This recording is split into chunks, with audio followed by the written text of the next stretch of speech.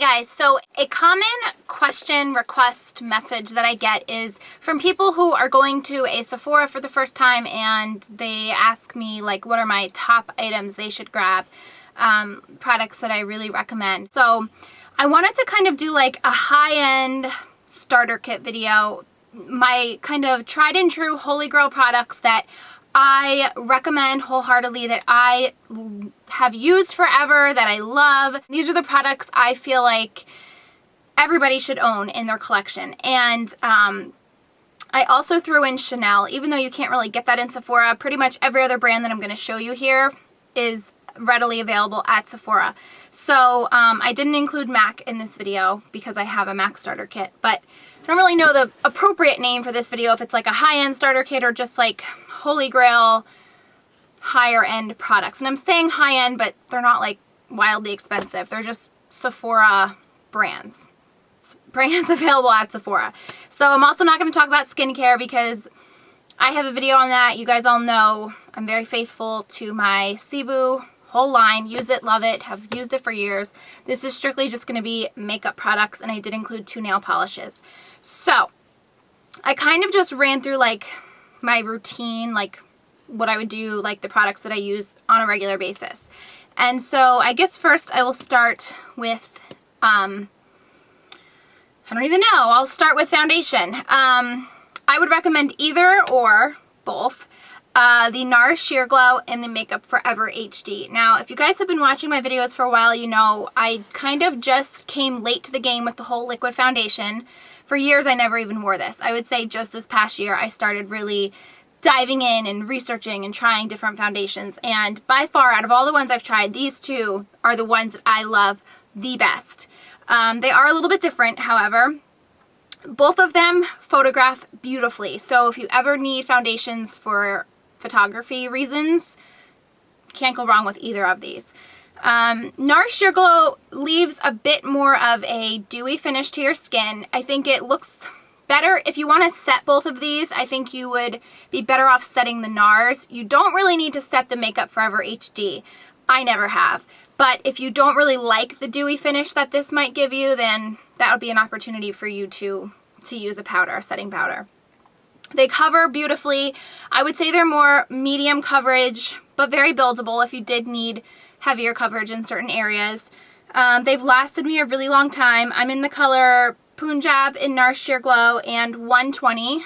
Well, I'm not this color now. I'm darker now because I have a tan. But normally throughout the year when I don't have a tan, I'm Punjab and 120 in the HD. And just to give you a MAC reference, I'm usually an NC or NW 30 in MAC. So love these foundations, and I do sometimes even mix them, which just gives you the best of both worlds. Blushes. There was only 2. And again, remember, I'm just talking about Sephora brands. And one is from NARS Madly. If you had to pick out your first NARS blush, I'm sure 98% of the people would disagree with me and say Orgasm. I don't have Orgasm. I have Milani Luminous, which is an identical dupe to it, and I do like it, but I just think Madly is a more versatile, looks good on every skin tone, never fails me product. A lot of people, depending on your skin tone, will get away with using this as a blush perfectly. Darker skin tones might want to use this as a contour, and if you're really, really light, you could probably use it as both. But I do use this as a blush, and I normally, when I use this as a blush, I don't even use a bronzer because it kind of just gives you that glow from within, beautiful bronzy, sun-kissed glow. It's a color I don't really typically wear in the winter months. It's more spring and summer color. But it's a very natural flush, and I love this. So if you had to get one blush, I would definitely go to the NARS counter because I do feel like they make the best blushes, and pick up Madly. The other blush that I would recommend that I think is also universally flattering is Tarte Exposed. And this is, God, I have a really good dip in this. I didn't even realize. Really nice lasting power. Again, a lot of people would use this as a blush. I get away with using it as a blush. Now that I'm a little bit darker, it might look more like a contour bronzer. But I think this is a beautiful shade. I don't have anything other brand-wise like it. And it does have lasting power. It states that it could last 12 hours. I've never actually timed it, but then again, I've never really needed my makeup to last me 12 hours. But I highly recommend this blush. If I could only have 2 blushes in my collection, those would be those.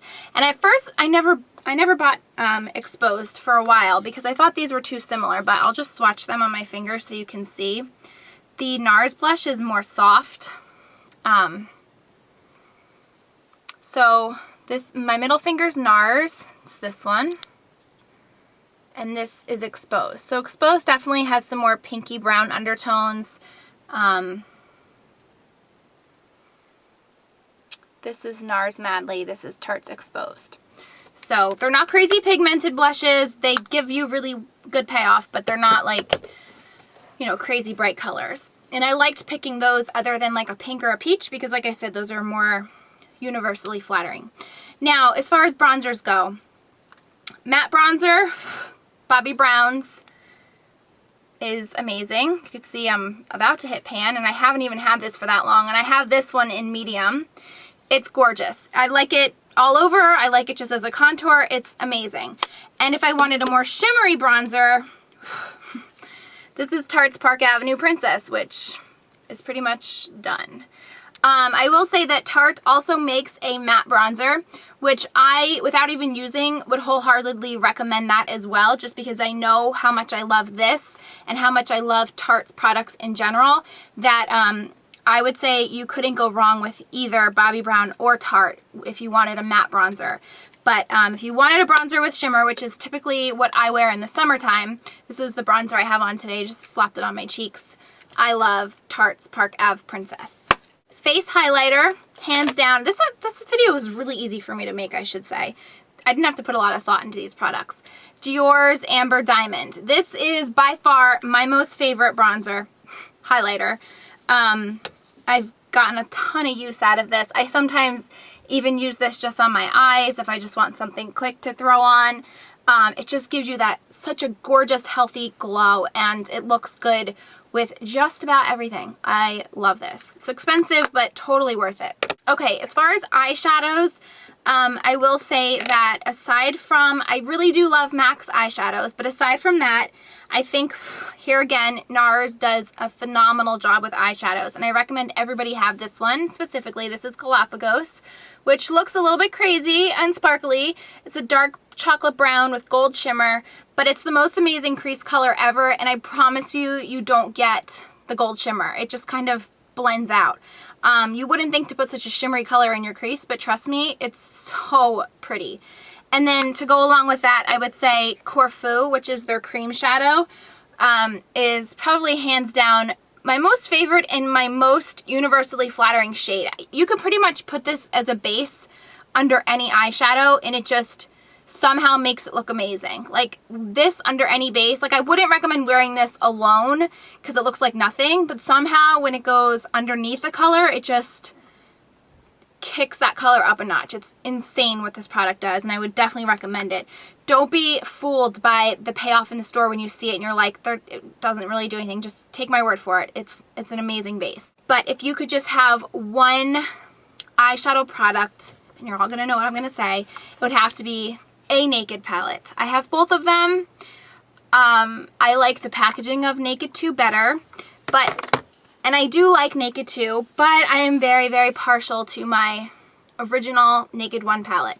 I have been using the Naked 2 palette more and more, but regardless, and I'm glad that I have this. I don't regret buying this, but I keep, when in doubt, I just always go back to my first palette, and I feel like a lot of people will disagree with me. I know a lot of people preferred the Naked 2 palette, and maybe it's just because I've had this one longer and I've experimented with it a little bit more, but I just love this one. I love Naked 1. That sounds so funny. I love Naked 1. The original Naked palette is just the one that I would get if I were you, the one that I recommend. But depending if you like, you know, cool tones versus warm tones, you might do better with the Naked 2 palette. But I definitely think these are probably your best value for money when it comes to getting what you pay for, product per price cost. When you balance that all out, you get an amazing deal with these palettes. Okay, eyeliner. If we're talking gel liners, I do really love MAC's Black Track Fluid Line, but if you're not at the MAC counter and you're in Sephora, or you can order off Sephora online, Bobbi Brown gel liners, by far, most favorite. I would honestly compare these, I think they're identical to MAC's Black Track Fluid Line. So one or the other. The staying power of these is amazing. The color payoff is gorgeous. They have some really gorgeous shades. This one's probably my favorite. It's chocolate shimmer ink. And it's like just a shimmery chocolate brown. They are so soft. You have time to smudge and play with them before they set, but once they set, they stick there. They're not going to move on you. They're just, I depend on these, and they get me through the day. I'm not sure if they are waterline safe or waterproof, but I have used these on my waterline before and it's been fine. I don't have sensitive eyes, so with caution I would try this on your waterline. And then as far as pencil liners, which I'm not the biggest fan of, I did want to just mention Stila Topaz.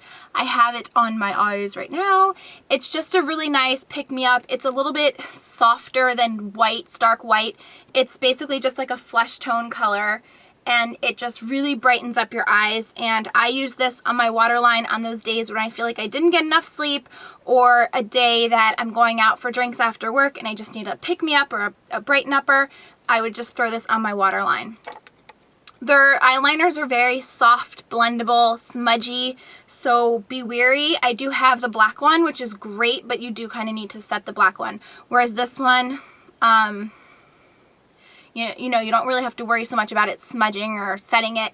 It does stay put on your waterline beautifully. Okay, concealer, and I've mentioned this before, would be Bobbi Brown again, Creamy Concealer, and Corrector. I currently only have the Corrector. I need to repurchase the concealer. Never fails me. I've gone through these a couple times. I always have a backup of this in my drawer somewhere. I just, no matter what, whether it's a breakout on your face or you need something under your skin or you need to cover scars, Bobbi Brown's Corrector and Concealer together or separate, I've used them both ways, and they, depending on what you need it for, they both do a phenomenal job. If you could only have one concealer, and trust me when I say I have tried a lot of concealers, I actually have a whole video going through my concealer collection. This is the one that I constantly will come back to. Oh, I forgot to mention this blush. Oh, how could I forget this? This is Benefit's Coralista. Benefit puts out a lot of box blushes. I think this is kind of what most people know the brand for. They have a really pretty, like, flowery smell. They have a lot of these box blushes, but if you had to choose one, hands down Coralista. With that being said, I do have several other ones, but this one is like holy grail. I will always have this in my collection. I will always repurchase. It's my top favorite color to use spring and summer. It's just gorgeous. Like, I am obsessed with this. I love this color from Benefit. Getting into lips. I don't really have a specific, I really think MAC does the best with lipsticks. I really do, and that's the majority of my collection. But I will say another type of lipstick that I love is from Chanel. It's their Rouge Coco Shines. And this one is in the color Boy, which again is a very universally flattering shade that anybody can wear. They go on really nice. They feel like a gloss. They shine like a gloss. They don't feel like a gloss, excuse me. They feel like a lipstick. They shine like a gloss, and they're moisturizing. So it's nice to just have this in your purse to throw on. You don't need a mirror to put this color on. It pretty much works with everyone. Every skin tone, and if I had to choose one high-end lipstick, it would be this, aside from MAC. As far as lip balms, I've tried a ton. I used to love the Fresh Sugar, and for some reason I can't stand the smell or taste of it anymore. I think just because I've been using it for so long. But if you can get past that, I would recommend it. It's treated me very well in the past. But if I had to pick one right now, I would tell everybody to get the Korres Lip Butter in Jasmine. This, again, is what I have on my lips now. It really just gives you, like, it's a sheer pink, but it just really hydrates your lips. It feels really nice, and it just kind of gives you, like, a natural, like, glossy finish, and it doesn't, you know, it doesn't hello, can I speak? It doesn't look like you're trying hard. And with that being said, it's completely not sticky at all, so great for all weather types. And then I'll also mention this. These are the Tarte LipSurgences. I love these. I love the packaging of them. You can twist them up when they run down. And these are much like the Chanel Rouge Coco shines, to the effect that they feel like a lip balm, shine like a gloss, and stay put like a lipstick. I have several of these colors and I love all of them. These are also really purse friendly, being that you don't have to really look in a mirror. You don't have to carry, you know, a lipstick and a lip gloss and a lip balm. You just have one, and it's a really great value for your money. High-end lip gloss, you guys know Revlon is like my favorite lip gloss, but when we're talking high-end, I would definitely go with the Chanel Glossimers, and I can't believe I don't even have this to show you, Buxom White Russian lip gloss. Believe it or not, I had it on my wedding. I wore it for my wedding, and I gave it to my maid of honor to hold, and I forgot to get it back from her, so it's in the mail. And if I wasn't just away for the last 3 weeks and out of, you know, my mind with wedding stuff, then I would have probably already went back and purchased it, but it's on my way in the mail. So if I had to choose just one lip gloss to recommend to everyone, it would be Buxom White Russian. And also the Chanel Glossimers as a second runner-up. These aren't sticky. They have, it kind of depends which color you go for, because I will say a lot of them come off very sheer, in which case I wouldn't recommend spending the money on it. This is Bikini Peach. But they do glosses very well. They're not sticky, which is huge for me. Okay, there's only 2 high-end nail polishes that I would recommend to everyone. They are obviously both from Chanel, and they are Black Pearl and Particulieur. You can get your hands on these. And I don't even know why Particulieur always has like a separator that looks green. It's so weird. If you had to choose between the two, if you could only have one, I would go with Particulieur. This one is probably hands down my favorite nail polish. When in doubt, when I'm bored, when I don't know what color I want to use, I always reach for this one and I'm never disappointed. But if you could splurge, I would get Black Pearl too, because it's such a unique, pretty color. And they are both colors I wear all year round. I just love them. I think Chanel polishes are crazy priced, but Particulieur is definitely worth it if you can't find the dupes for it in the drugstore, which I know one is discontinued. Other than that, like as far as the nail polishes that Chanel does, I really don't go after them unless they're really unique, because nowadays, aside from like Essie and OPI, brands like Sinful Colors and Wet n Wild are coming out with all these dupes. So really, if you're going to spend your money on a Chanel nail polish, make sure it's a good one. So I think that about wraps up everything. I don't think I forgot anything. Like I said, I'm not telling you guys all to go to Sephora and blow your 1 week's paycheck, but I'm just saying that these are the products that I will forever have in my collection that I recommend to close family and friends. And anytime people on YouTube or Twitter, you know, ask me for my recommendations, these are 9 times out of 10 what I give out if they're just like general questions. So I hope that you guys found this video helpful and enjoyable. If you want to do a video response to this, like your Holy Grail / high-end starter kit video, then please do. Or if you just want to leave comments in the description, leave comments below. It would be really cool for me to see what some of your favorite products from Sephora are. So thank you so much for watching, and I will see you soon. Bye!